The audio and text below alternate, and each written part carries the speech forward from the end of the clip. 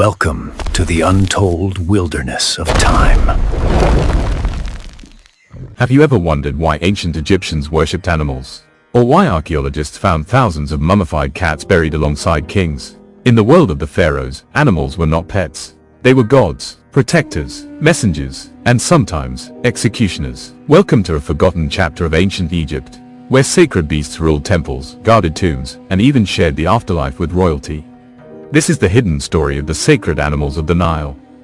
To understand the Egyptians, you must understand the gods. And to understand the gods, you must understand their animals. Each major deity had an animal form, not just as a symbol, but as a physical presence.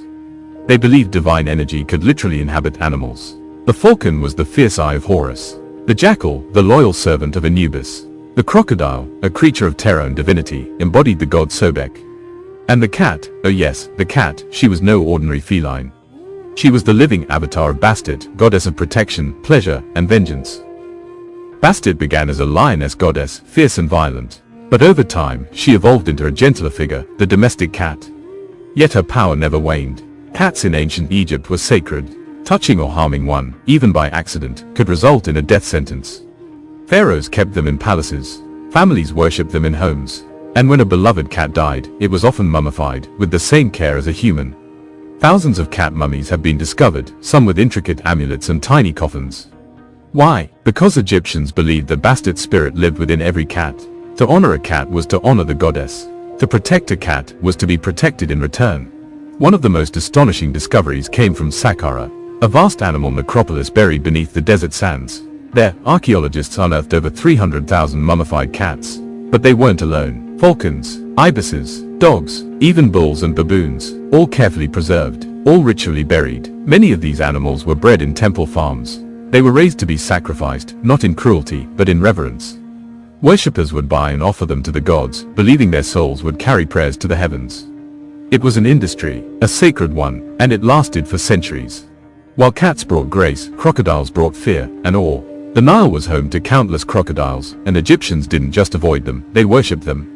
The crocodile god Sobek was said to protect the pharaoh and control the life-giving waters of the Nile.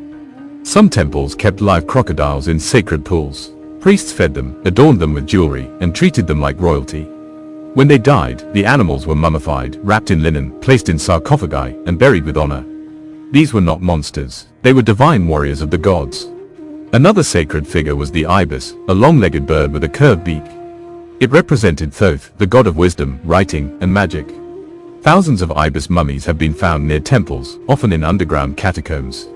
The bird's form was elegant, its movements precise, just like the scripts Thoth was said to have created. Some scholars believe the birds were kept in temple sanctuaries, carefully tended and ceremonially buried. Others say wild ibises were captured in mass rituals. Either way, the message is clear: knowledge had feathers, and it walked among the people. But animals weren't just worshipped. Some researchers believe they were also used in psychological warfare. According to some ancient accounts, during battles or uprisings, Egyptian forces would release swarms of sacred animals into enemy territory. Why? Because harming those animals would be seen as blasphemy, causing hesitation, confusion, or even guilt among superstitious foes. Imagine a battlefield where you're surrounded not by soldiers, but by sacred cats, ibis birds, and crocodiles. To fight back would be to defy the gods themselves. In Egyptian belief, death was not an end, but a transformation. When a pharaoh died, he didn't go alone. Alongside him were servants, jewelry, and animals. Sometimes these were pets. Other times, they were symbolic guardians, representing deities that would protect the king's soul in the afterlife.